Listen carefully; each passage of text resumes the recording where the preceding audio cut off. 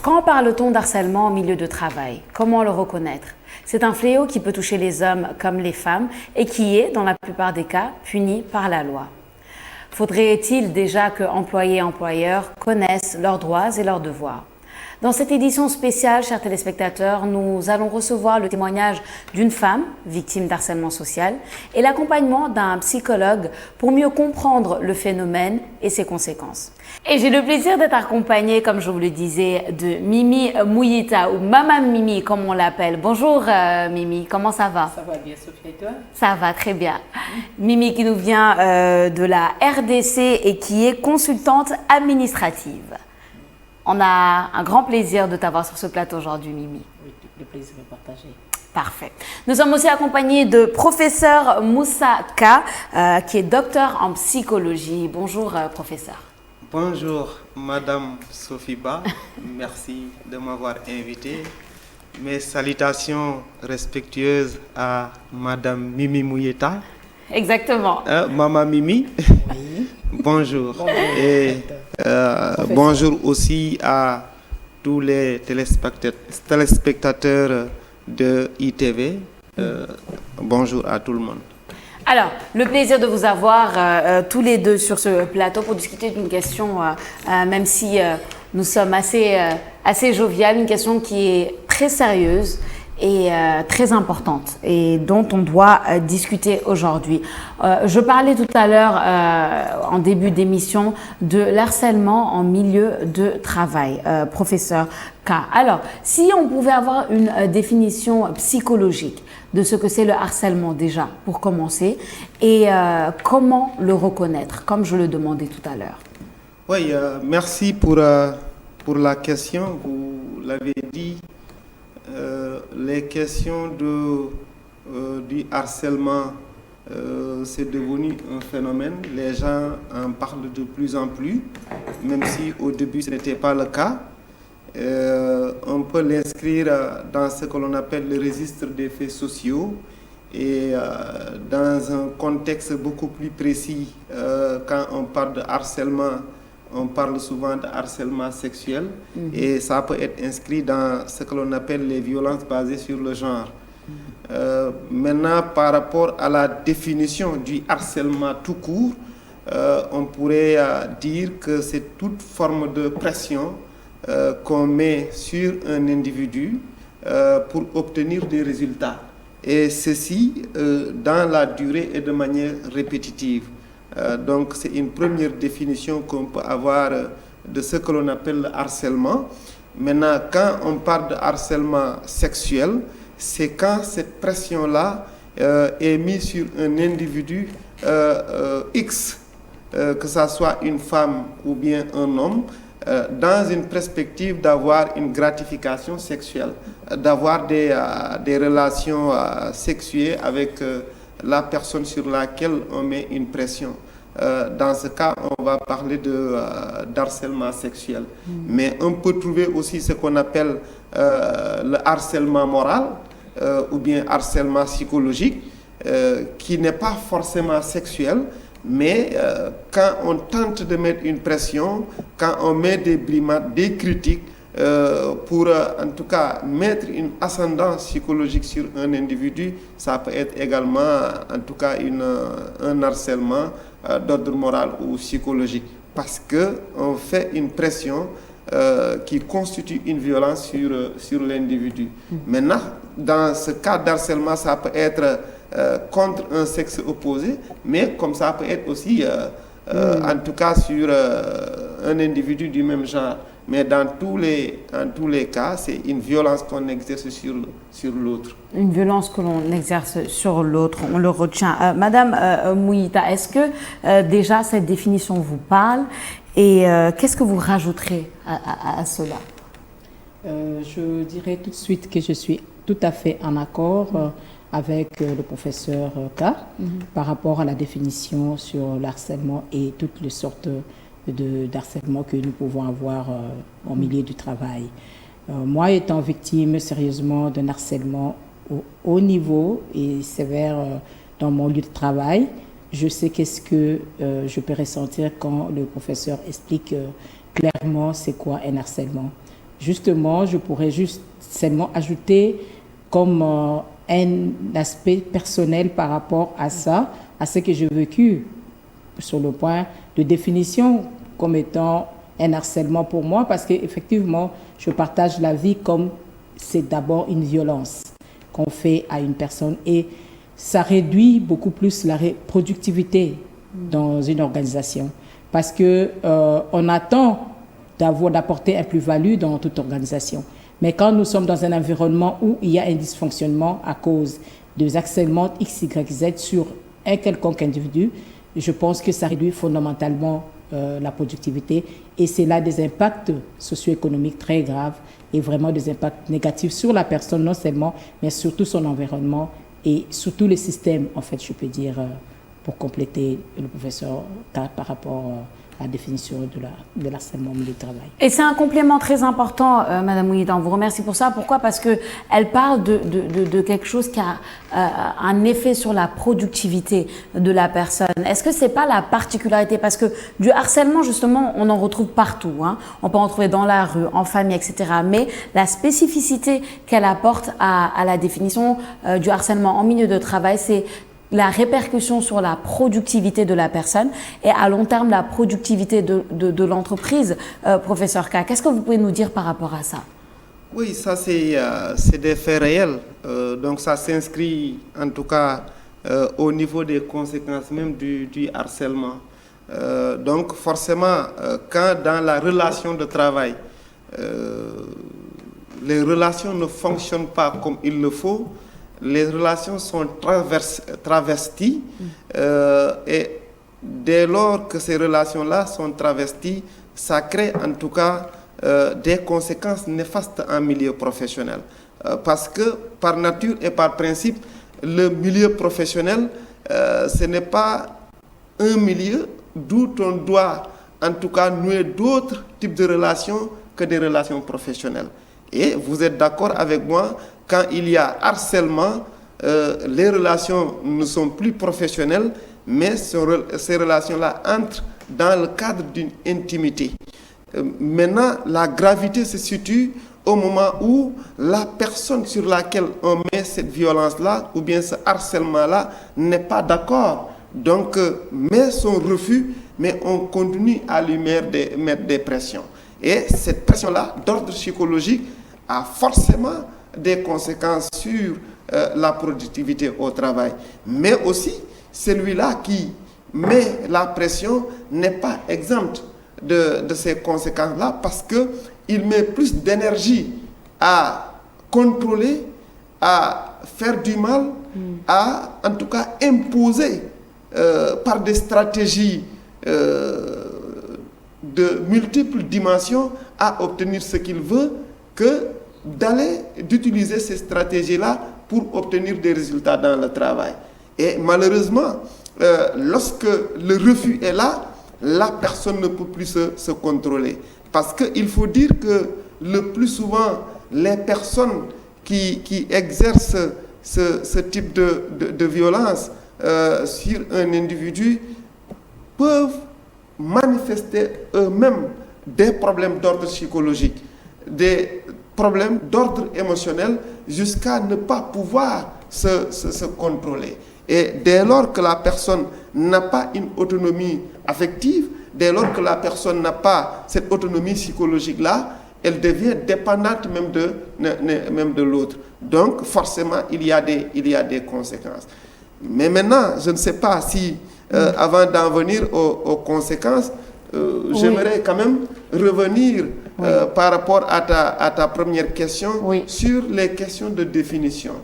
Questions de définition, questions de manifestation, mais aussi surtout la perception que le plus souvent les personnes autour de ces questions de harcèlement, quelles sont les perceptions qu'ils ont de ce harcèlement-là. Parce que le plus souvent, je dirais que le harcèlement sexuel peut avoir, ou bien en milieu de travail, peut avoir une dimension tout à fait culturelle. Ce qui est perçu comme étant un harcèlement d'ordre sexuel dans un environnement culturel peut s'avérer différent dans un autre environnement culturel. Quand je prends par exemple cette question-là dans la culture sénégalaise et peut-être même africaine de manière générale, la personne qui suppose aimer l'autre lui fait des avances et même s'inscrit dans un registre de pression et peut-être même de corruption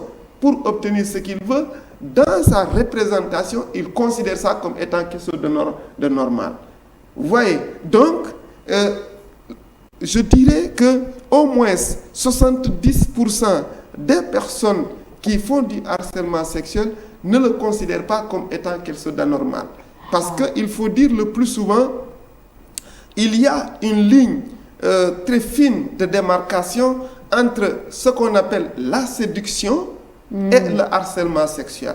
La personne peut penser qu'elle est dans le jeu de la séduction pour obtenir ce dont elle a besoin, et il utilise maintenant des stratégies, des stratagèmes, des moyens qui lui permettent d'arriver à ses fins.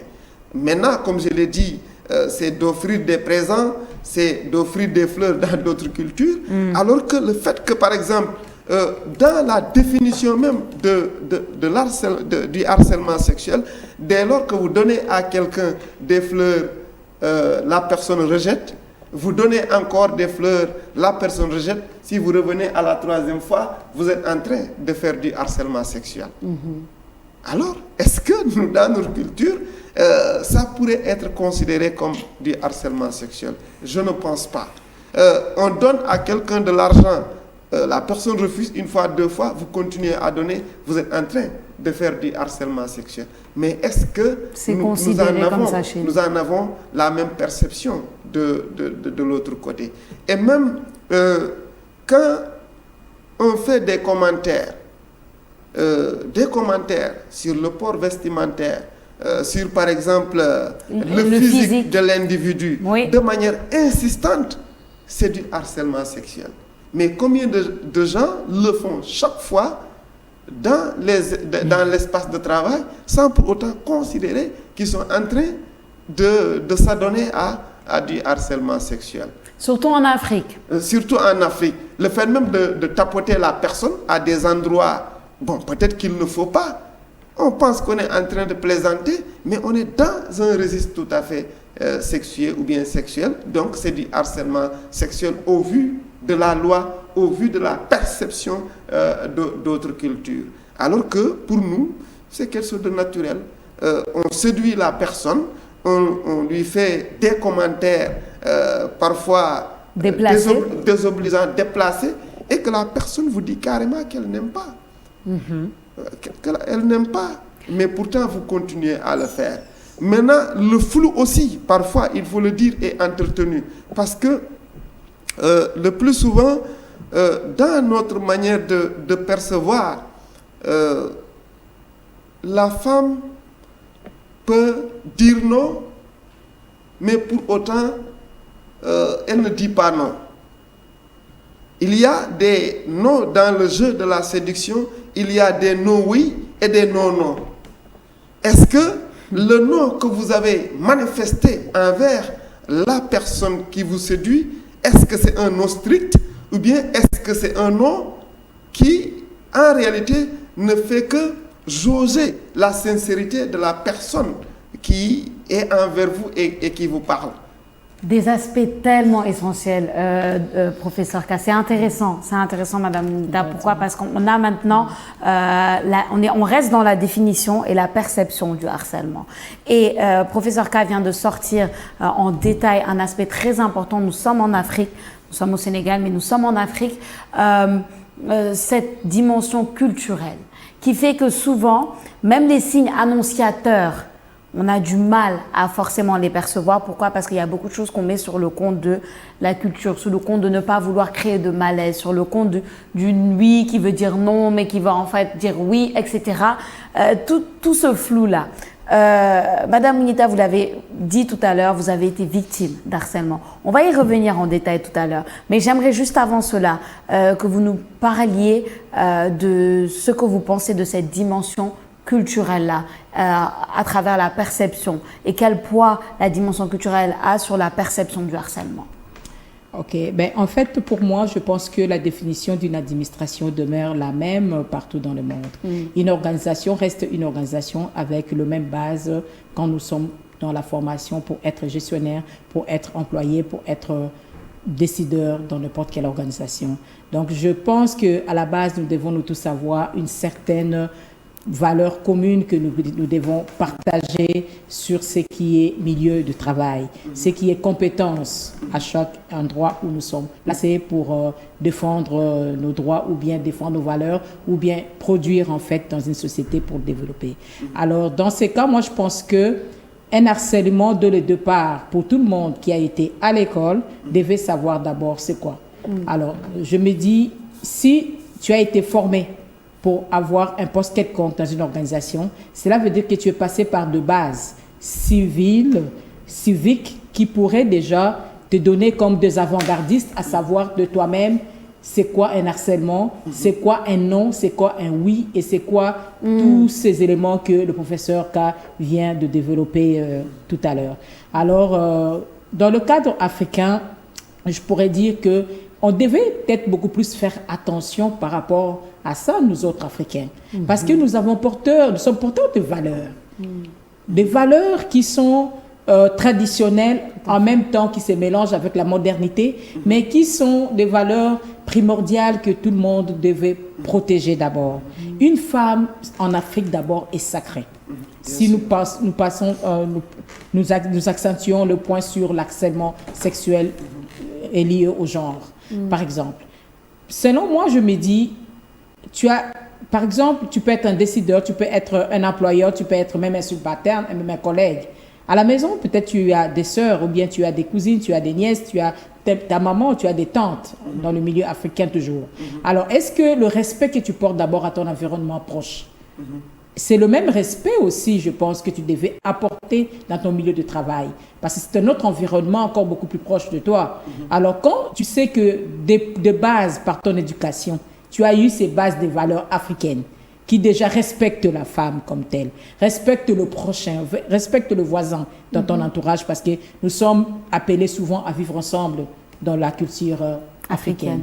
Alors maintenant, ce n'est pas l'individualisme occidental que nous sommes en train de parler d'ici là. Parce qu'on peut se dire qu'en Occident, ils sont beaucoup plus individualistes. Alors, ils n'ont pas à savoir la cohabitation familiale, des histoires comme ça. Mais en Afrique, nous en avons, c'est notre commun.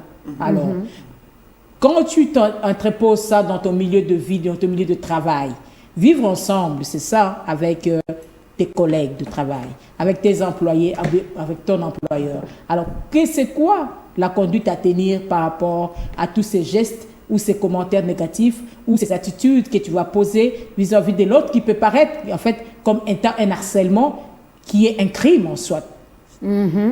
On n'oublie pas, c'est un crime. Et j'aimerais justement que vous répondiez, juste avant qu'on ait le témoignage de Mimi Mouyata par rapport à ce qu'elle a vécu, que vous répondiez peut-être par rapport à ça. Justement, on a l'aspect culturel qui, pour moi, est vrai, Mimi, malheureusement. Et c'est ça la dualité en Afrique. On est porteur de ces valeurs-là, comme vous dites, des valeurs très traditionnelles. Et pourtant, 3 points de suspension. Culturellement parlant, il y a des choses qu'on accepte, il y a des choses qu'on laisse couler. C'est quoi qui devrait être aujourd'hui notre posture pour justement faire la différence et reconnaître que ça, ce n'est pas normal, c'est du harcèlement. Les mots déplacés, les attouchements déplacés, etc., les commentaires déplacés. Quelle devrait être notre position par rapport à ça? Oui, vous savez, le vrai problème d'abord, c'est un problème d'information.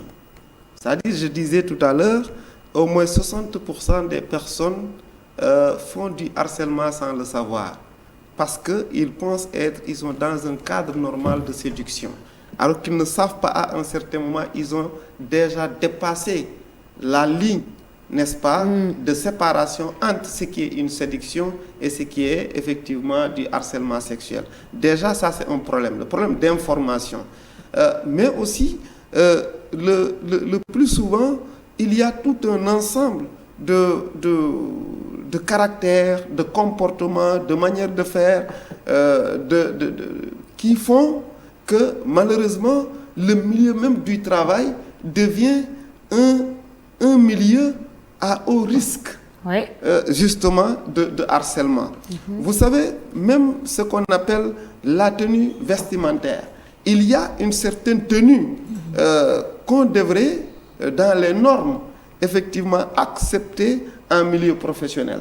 Mais quand, par exemple, quelqu'un prend des tenues de soirée, n'est-ce pas, qu'il amène en milieu professionnel, je ne dis pas que ça justifie le harcèlement. Ah, sûrement pas. Mais oui, ça ne justifie pas. Je veux être clair sur ça. Oui. Mais ça peut être source de provocation, justement, de ce harcèlement-là. Je disais dans un texte que j'écrivais il y a quelques années, 2 ans ou 3 ans, où il y avait une grande polémique sur un professeur très connu des lieux qui disait que les femmes et leur tenue vestimentaire sont le plus souvent à l'origine du viol et tout ce qui est lié à ça. Bon, ça a fait un tollé, Oui. mais moi je dis, effectivement, cela ne justifie pas, mais ça peut être une source de provocation. Bon. Pourquoi je le dis, j'éclaircis ça, pourquoi je le dis? Je dis dans l'espace social, comme dans l'espace de travail, il faut se dire qu'il y a des personnes déjà qui ne sont pas saines d'esprit. Ces personnes qui n'ont pas suffisamment d'autonomie. Du point de vue de la normalité, ce sont des personnes normales comme tout le monde, mais ce sont des personnes, du point de vue psychologique, ils ont des problèmes. Ce que d'autres pourraient résister de voir et d'être tranquilles, peut-être eux, ils considèrent ça comme étant une provocation. Mais ce n'est pas à la personne de gérer ces problèmes-là, je veux dire. Oui, c'est ce que je suis en train de dire. Oui. Je dis, on est en train de parler des causes. Oui. Si on parle des causes, je dis que c'est un aspect qui peut être une cause. Maintenant, une cause ne se justifie pas. Une cause ne disculpe pas l'acte. Une cause ne disculpe pas l'acte. Mais une cause explique l'acte. Je ne sais pas si vous comprenez bien. Je vois voilà. La nuance que vous êtes en train de faire. Maintenant, c'est pour vous dire tout simplement, devant cet espace-là, il y a des gens, quand même, qui ne sont pas des gens normaux du point de vue psychologique, même s'ils ont une normalité sociale. Tu les vois, ce sont des gens normaux, mais qui, du point de vue psychologique, ils ont des problèmes. Certains comportements, certaines attitudes, certains rapports de proximité dans l'espace intime, parce qu'il y a l'espace social, l'espace personnel, mais également l'espace intime. Quand vous entretenez un rapport dans un espace intime avec un individu, à un certain moment, ça peut créer effectivement ces causes d'harcèlement. Mais je dis toujours que ça ne justifie pas en réalité. Mais ça peut être une source. Parfois aussi, ce qui peut créer le harcèlement, à un certain moment, la personne est d'accord pour la relation, mais à un certain moment, on veut mettre fin à la relation, mais l'autre veut continuer la relation. Là aussi, ça peut être une source d'harcèlement qui n'est pas normale, parce qu'il faut savoir arrêter. Il faut savoir qu'un non, c'est un non. Il faut savoir que quand la personne n'est pas d'accord sur une relation, il ne faut pas vouloir, coûte que coûte, en tout cas, imposer ces relations. Parce qu'une relation ne s'impose pas, elle se co-construit, elle se réalise et elle se vit. Mais quand vous voulez, coûte que coûte, effectivement, imposer une relation, malheureusement, ça ne marchera pas. Parfait. Merci, professeur Ka, pour toutes ces spécificités. Alors, Mimi Mouyata, je pense que on aimerait entendre votre témoignage après tout ce qui a été dit sur le harcèlement. Déjà, là, on voit que les idées fusent et que peut-être certains avis sont un peu différents d'autres. Quel est votre témoignage, Mimi Mouyata, par rapport à ces situations d'harcèlement que vous aimeriez partager avec nous aujourd'hui? Okay. Donc, en fait, moi, je pourrais dire qu'effectivement, il y a des causes qui justifient chaque acte. Mais pour ce qui est d'un crime, par exemple, harcèlement comme crime, Je ne pense pas qu'il devait avoir une cause qui pourrait justifier un tel acte parce que chacun est responsable de ses émotions et de ses contrôler. Quand nous parlons surtout en milieu de travail, nous parlons de gens qui sont porteurs de compétences personnelles, de compétences professionnelles, de savoir-faire et de savoir-vivre qui doivent être mélangés pour que la personne soit capable de gérer son environnement comme il faut. Alors, pour moi, il y a des codes vestimentaires dans chaque organisation. Alors, la personne qui a son corps et qui veut porter, même s'il y a un code vestimentaire qui peut paraître séduisant sur son corps, mais cette personne qui est perçue comme causeur ou causeuse des envies ou bien de pulsions pour créer un harcèlement, là, je suis tout à fait comme pas d'avis du tout, parce que je pense que cette personne-là qui a des vices et un vice d'harcèlement en lui, c'est à lui de se faire soigner en fait. C'est à lui de chercher de l'aide pour savoir qu'il y a quelque chose qui ne va pas en lui et qu'il ne devait pas reproduire ça dans la société ou dans son environnement. Parce que si on s'en tient seulement à savoir quelles sont les causes et effets, là, je me dis on va tomber dans la divagation à justifier ce qu'on ne pourrait pas justifier. Pour moi, je m'excuse d'utiliser les termes de criminels qui font ces harcèlements-là. C'est un crime. Sur d'autres personnes. Oui. Vous voyez? Alors, moi, par exemple, dans mon milieu de travail, ce que j'ai vécu a été dramatique parce qu'il s'agissait d'un supérieur, d'une grande autorité. Alors, l'harcèlement-là que j'ai vécu en milieu de travail, ce n'est pas seulement dans le contexte africain, ce n'est pas seulement dans le contexte de la RDC. C'est dans le contexte mondial parce que nous avons vu aussi d'autres dirigeants occidentaux qui se sont vus attrapés dans le même piège de ces fléaux d'harcèlement, que ce soit moral ou sexuel, alors ou basé sur le genre, par exemple. Alors, comme je pense que c'est un problème universel, nous devons aborder ça d'une façon générale pour essayer d'abord de trouver des mesures contraignantes pour régler ces problèmes-là par rapport aux gens, aux porteurs de ces vices d'harcèlement en eux, parce qu'ils peuvent se dire que voilà, j'ai été provoqué par tel acte, par tel geste, où un non a été non passif, un non comme avec deux points et toute cette interrogation. Mais un non reste un non. Quand une personne dit la première fois, comme vous venez de dire, à répétition, ça devient 3 fois après un harcèlement. Un non reste un non. On devait respecter un non. Dans mon cas à moi, quand j'ai été harcelée par mon supérieur, la première fois, du coup, je lui ai dit non. Et un non catégorique. Et j'ai dit un non physique. Parce que là, c'était même avec une agression physique accompagnée de cet harcèlement-là. La deuxième fois, je dis un non. Avec un non sévère. Et même sur pression même de crier comme moyen de défense. Il a continué jusqu'à aboutir à la violence sexuelle parce qu'il n'arrivait pas à se contrôler. Est-ce que dans ce cas-là, professeur K, je me poserai la question sur mes tenues vestimentaires, je me poserai la question sur ma morphologie, je poserai des questions sur ma façon de me comporter, ou bien ma façon de voir, ou bien ma façon de parler en face de vous, qui pourrait justifier les comportements de cet individu, ou bien de cette personne qui a fait de la violence sur moi ou contre moi. Je ne pense pas. Donc, c'est à lui de se justifier à lui-même quelles sont les causes qui le poussent à ne pas se contrôler. Surtout en tant que décideur, en tant qu'une autorité, par exemple. On devait avoir ces compétences, cette maîtrise de soi. Parce que vous êtes porteur d'une image qui devait normalement donner un exemple. Conduire le leadership, c'est ça en fait, quoi. Alors, quand dans ce leadership, c'est accompagné des antivaleurs, il n'y en a pas des antivaleurs, chacun a ses valeurs, mais une façon de le dire comme étant une valeur qu'on devait plutôt bannir parce que ça n'apporte rien de contributif dans la société. C'est à la personne elle-même de se questionner et d'avoir de l'aide appropriée pour savoir ne pas reproduire ce qui est de négatif, en fait, pour l'environnement universel, je peux le dire, parce que nous sommes d'avis que l'harcèlement a la même définition partout dans le monde.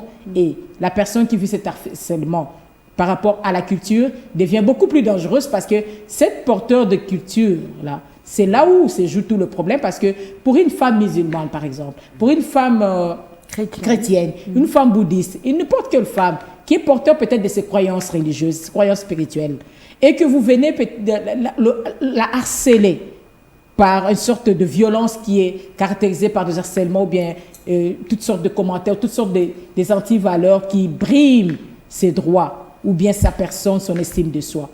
Vous entachez à la personne intérieure et c'est beaucoup plus grave, par exemple, à une personne qui a de la chance dans le monde occidental d'avoir le moyen de se faire soigner et de ressources appropriées pour se faire accompagner pour sortir de cette crise-là.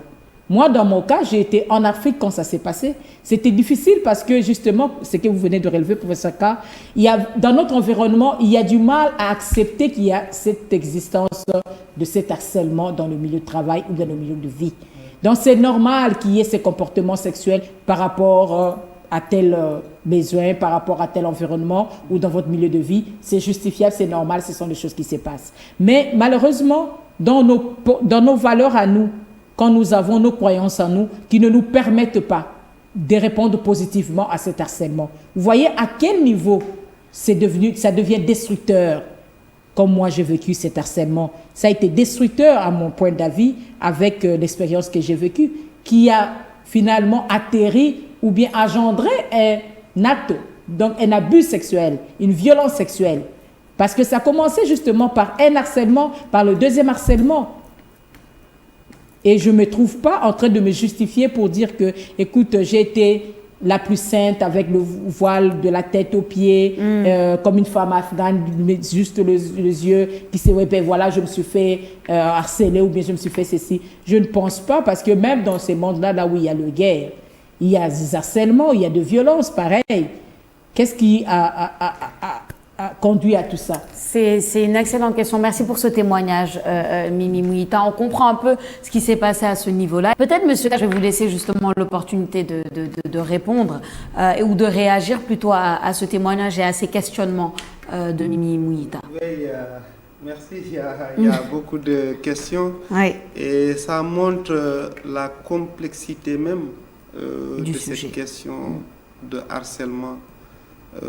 Vous savez, tout ce qui est relationnel, tout ce qui s'inscrit dans le registre des relations entre individus, c'est quelque chose de complexe. Parce qu'il y a des normes, il y a des pratiques, il y a des manières de faire qui le plus souvent sont difficiles à interpréter.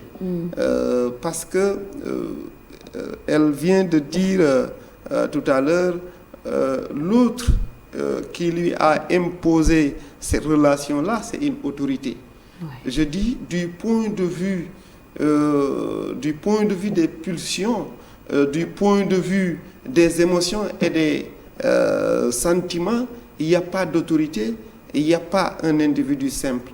Les gens ont pratiquement le même niveau à la limite, parce que tout simplement le fait d'être une autorité ne fait pas que la personne puisse forcément se maîtriser, parce que c'est une personne à la limite.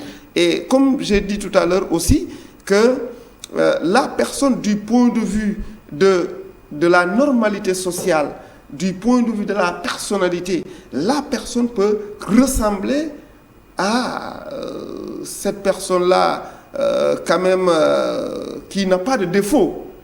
Mais cette apparence de perfection peut cacher des défauts énormes, des défauts même parfois insoupçonnés. Prenez l'exemple souvent des gens qu'on dise que ce sont des pédophiles, des gens qui agressent et qui torturent des femmes et abusent des femmes. Souvent, ce sont des personnes normales. Et quand le fait vient à la place publique, tu es surpris. Tout le monde tu est te étonné. dis comment cette personne-là pourrait faire ceci. C'est pour vous dire tout simplement, pour revenir à la complexité.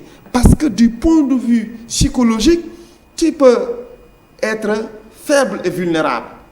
Alors que du point de vue social, tu représentes une certaine force. C'est ça que j'appelle le plus souvent un géant au pied d'argile. Malheureusement, beaucoup de personnes qui ont une apparente vie d'honneur, de pouvoir, ne sont pas exemptes de faiblesse parfois même les plus insoupçonnés, les plus incompréhensibles en réalité. Et c'est ce qui peut arriver dans ces cas de situation. Et dans ce cas précis, on est passé de ce qu'on appelle le harcèlement à l'abus sexuel. Les deux choses sont différentes. Quand on passe à l'acte, ce n'est plus effectivement du harcèlement. Quand on passe à la violence physique, quand on attaque la personne, ce n'est plus du harcèlement, mais ça devient justement un abus, ça devient une agression.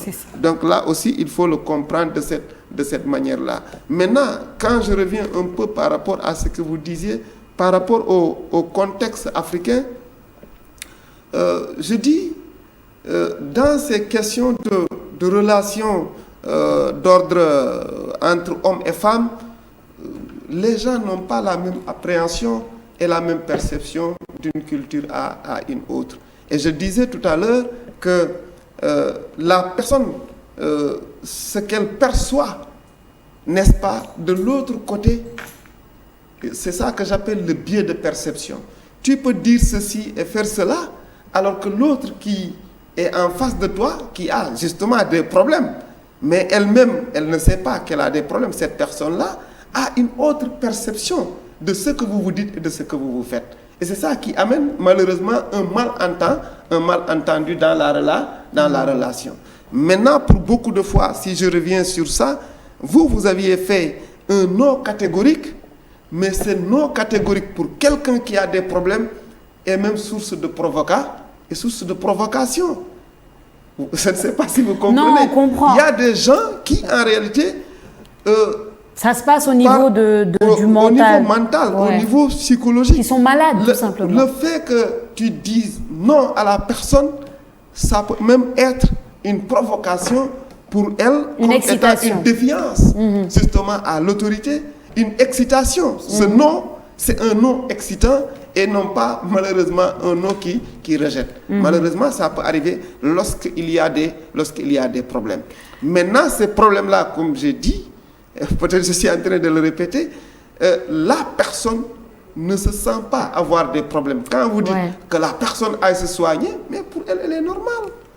Vous voyez un peu. Et c'est là où souvent, justement, ce n'est pas très facile. C'est pas évident. Voilà, ce n'est pas du tout évident. Et professeur K, vous soulevez un point tellement important qui a aussi, je pense, rapport avec notre contexte africain. C'est le fait qu'on ne mette pas l'accent sur la santé mentale.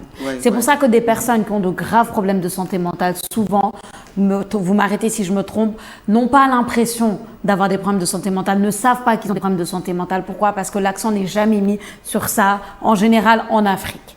Donc, c'est un peu ça. Mimi Mouyata, j'aimerais juste revenir avec vous sur les conséquences qu'ont eu sur vous cet épisode d'harcèlement qui aujourd'hui est derrière vous, il faut le dire, mais qui a eu des conséquences très importantes sur le plan psychologique, professionnel et même personnel. Donc, si vous pouvez juste nous parler de ça avant que monsieur professeur K nous donne quelques outils justement par rapport à ça. Moi, en tant que victime d'un harcèlement et qui aboutit à une violence sexuelle, donc j'ai été impactée d'une façon très négative sur le plan professionnel d'abord. Pourquoi? Parce que c'est cette culture de la méconnaissance de la définition d'un harcèlement vu de la société africaine, si je peux le dire ainsi.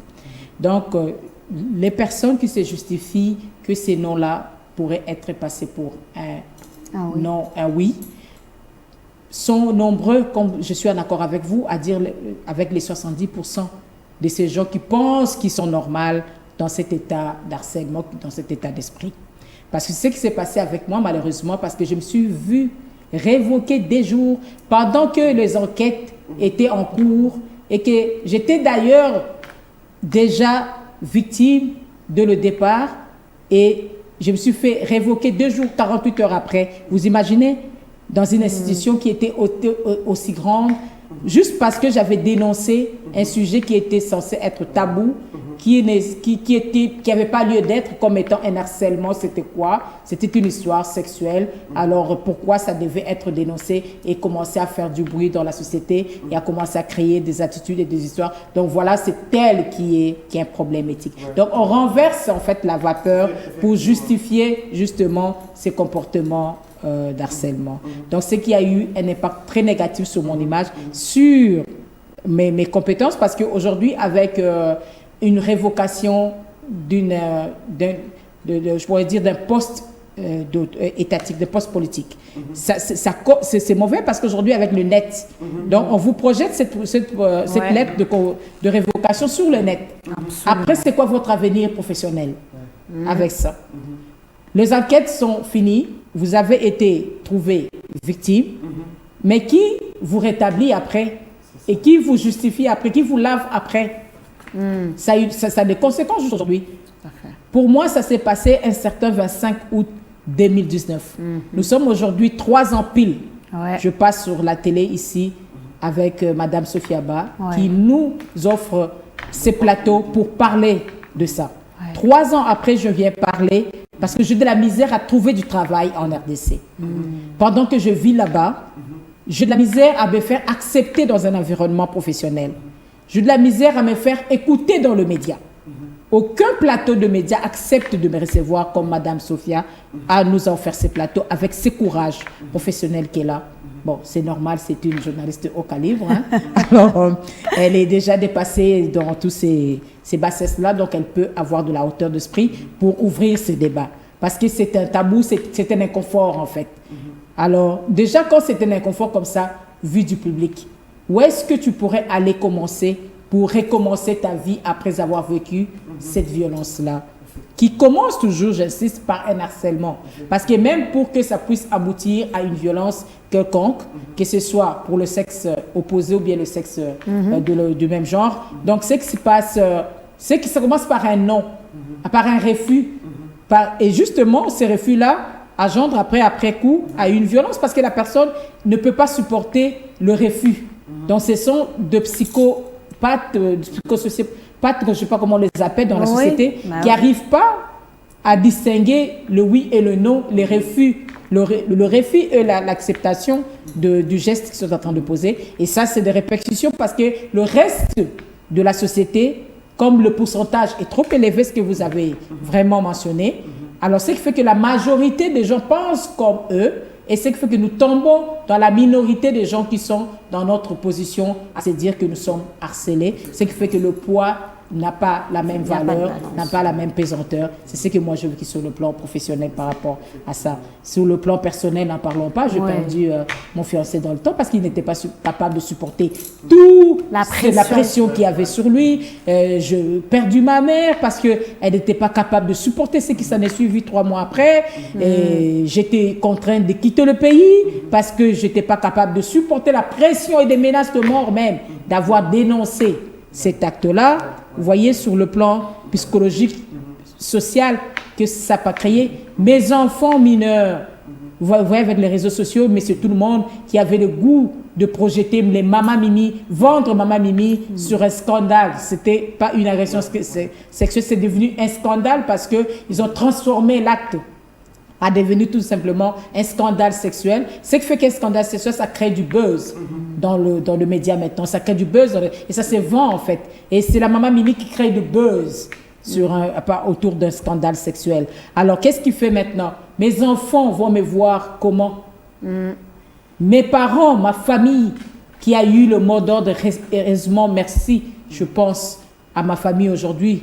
Je le remercie, tous les membres de ma famille qui ont accepté de garder silence à toutes les provocations, à toutes les menaces que nous avons vécues. J'ai enregistré plus de 800 menaces de mort sur mon téléphone, venues de partout de 5 continents. Est-ce que ces gens-là étaient impliqués dans cette histoire de violence que j'ai vécue? Non, c'était dans un contexte purement africain, dans l'Afrique centrale subsaharienne, en RDC. Mais d'où venaient ces menaces qui venaient de 5 coins du monde? Parce que justement, dans les 70% de ces personnes-là dans le monde qui croient la même chose, ils se sont sentis accusés en même temps, ils se sont vus dans le miroir, ils n'étaient pas capables de supporter ce qui a été dénoncé et se sont attaqués sur moi, sur ma personne. 3 ans après, parce que j'ai justement eu beaucoup d'aide et beaucoup de courage que je vais bientôt relater pour donner aussi des pistes de solutions et des outils à d'autres personnes qui subissent les mêmes agressions. Et on salue ce courage, Maman Mimi, Mimi Mouyata. Merci beaucoup pour ce beau témoignage que vous nous offrez. Professeur K, vous voyez un peu, je pense qu'elle a adressé un peu toutes les conséquences possibles et imaginable par rapport à ce genre de cas. Elle en est la preuve vivante. Je pense que c'est même pas la peine qu'on revienne dessus parce qu'on a la preuve vivante des conséquences et de tout ce que ça peut apporter comme dommage. J'aimerais plutôt vous demander, en tant qu'expert psychologue, des outils. Quels sont les outils justement à la disposition de victimes comme Mimi, comme d'autres victimes, parce qu'il y en a des centaines, d'autres victimes d'harcèlement? Qu'est-ce que vous conseillez, vous, aux victimes et quels sont les outils à leur disposition pour s'en sortir déjà psychologiquement? Oui, merci Sophie. Je pense que je devrais fortement vous remercier pour avoir donné à Maman Mimi, comme on l'appelle affectueusement, cette opportunité de parler de son cas et de faire un témoignage poignant. Je pense que c'est par ce témoignage même d'ailleurs qu'on devrait commencer. Vous savez, ça c'est... on a beaucoup parlé dans le général, alors qu'en réalité, il y a un cas spécifique, un cas particulier qui devrait être source d'inspiration pour ce que nous sommes en train de faire. Parce qu'un cas particulier ne se traite pas comme un cas général. Alors si moi j'avais en tout cas ce témoignage-là, c'est peut-être ça serait une étude de cas en quelque sorte. Étude de cas parce que vous savez, quand tout ce qui s'inscrit dans le cadre politique ou bien qui s'inscrit dans un espace où il y a une autorité et par exemple quelqu'un d'autre, vous voyez le plus souvent les gens ont tendance à incriminer justement la femme.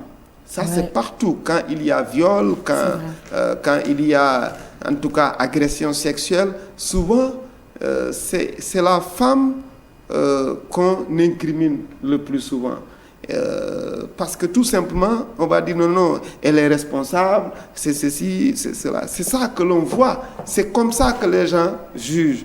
Les gens vont dire souvent même pourquoi la personne a été là-bas, pourquoi non, elle a accepté, ainsi de suite. C'est le jugement de l'homme du sens commun le plus souvent qu'on donne, alors qu'on ne voit pas la situation que la personne elle-même a vécue. Et j'avoue que la manière dont elle a raconté son histoire, je dirais qu'il y a des millions et des millions de femmes qui vivent cette situation-là et elles n'ont pas l'opportunité effectivement de dire ça. Et même d'être crues, de convaincre les gens. Et c'est là où ça fait mal. Non seulement tu es victime, mais personne ne te croit. Et malheureusement, c'est ce qui arrive dans des cas de situation. Et le plus souvent, les agresseurs sexuels, qui sont le plus souvent des manipulateurs pervers, que ce soit même dans le cadre de la pédophilie ou bien du viol, la personne va dire à l'autre, mais de toute façon, même si tu venais à dénoncer, personne ne va te croire.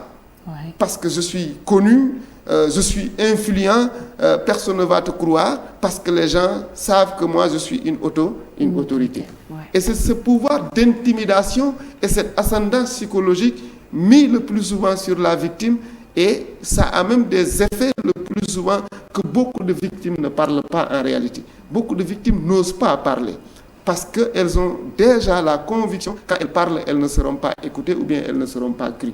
Et je pense que ce qui est le plus souvent aussi, comme vous l'avez dit, il y a beaucoup d'agresseurs, ils seront toujours du côté des agresseurs et non pas du côté des agressés. Et malheureusement, c'est ce qui arrive. Maintenant, revenant sur les méthodes et les outils de prise en charge, je pense que déjà, ce plateau est un moyen de prise en charge psychologique. Le plus souvent, l'une des méthodes phares de quelqu'un qui a vécu une violence, c'est d'abord l'écoute active. L'écoute active avec un spécialiste, que la personne puisse parler de son problème. Parce que quand tu vis un problème, il y a un nœud qui se noie quelque part, et la personne qui ne parvient pas à exprimer son problème garde toujours son chagrin. Et ça a des conséquences sur la santé mentale de l'individu. La personne ne dort plus, c'est le stress permanent, c'est par exemple la dépression. Mais dès lors, à travers une écoute active, lorsque la personne parvient à parler de son problème, quand la personne parvient à être écoutée, c'est déjà un point de départ pour soulager. Maintenant, il y a d'autres techniques de prise en charge, n'est-ce pas, avec ce qu'on appelle la prise en charge psychologique, les entretiens psychologiques qui permettent d'écouter la personne dans les profondeurs, raconter son histoire. Ça pourrait toujours être des moyens de prise en charge psychologique pour aider la personne. Je ne sais pas si elle a déjà vu des spécialistes, mais le fait déjà de se culpabiliser, c'est le fait justement qu'on crée chez les victimes. Parce que tout le monde dit que tu es coupable et toi-même tu finis à un certain moment par penser que tu es coupable alors que tel n'est pas le cas. Ouais. Maintenant, la prise en charge psychologique peut t'amener à effectivement considérer que tu n'as pas été coupable, donc tu as le droit de te défendre et que c'est l'autre qui a tort. Tout à fait. Un grand merci, professeur Ka, pour tout ça. Malheureusement, on est très pressé par le temps, Mimi Mouyata. Je sais que vous avez été prise en charge, vous continuez à être prise en charge, juste pour répondre à la question du professeur Ka. Donc effectivement, vos outils, je pense, sont utilisés par Mimi. On va très rapidement, juste en quelques mots, s'il vous plaît, Mimi, à travers vous, laisser un message à toutes ces victimes qui peut-être n'ont pas le courage, n'ont pas l'opportunité de parler, de se soigner comme vous. Qu'est-ce que vous voulez leur dire en 2 mots juste avant de terminer cette émission? Ok, Sophia, ce que je voudrais ici souligner, parce que nous parlons de harcèlement en milieu de travail, donc je voulais souligner que nous avons 3 formes d'administration dans le monde. Il y a l'administration publique, l'administration privée, l'administration sociale. Donc c'est les 3 formes d'administration qui gèrent le monde dans le monde entier. Donc nous devons avoir une approche, selon moi, une approche holistique. Pourquoi je dis l'approche holistique? Parce que c'est l'approche qui met en avant le corps, l'âme et l'esprit dans toute sa dimension pour qu'un humain se tienne debout. Alors, dans ces organisations-là, nous devons avoir cette approche-là qui devait être insérée dans ces administrations pour pouvoir cadrer, pour pouvoir régir, en tout cas, le milieu de travail. Pour ce qui concerne les femmes, les hommes, les enfants ou tout le monde qui se sent victime d'un harcèlement en milieu de travail, je recommande la dénonciation, le courage de trouver des personnes ressources et de se mettre debout, de ne pas accepter l'étiquette qu'on vous colle après avoir dénoncé, de se maintenir debout et de continuer à vous battre. Et je suis sûre que vous allez vaincre et que vous allez arriver comme moi. Un grand merci. Avoir raison. Avoir raison. Un grand merci, Mimi Mouyata, pour ce témoignage, pour ces conseils. Un grand merci pour votre expertise, professeur Ka. C'était enrichissant. Un grand merci à vous d'ailleurs, chers téléspectateurs, de nous avoir suivis dans cette édition très spéciale de votre émission Idée, cette émission où nous menons des débats de fond sous la bonne forme. Je suis Sophia Ba et comme d'habitude, je vous donne rendez-vous très bientôt dans votre chaîne ou sur votre chaîne ITV.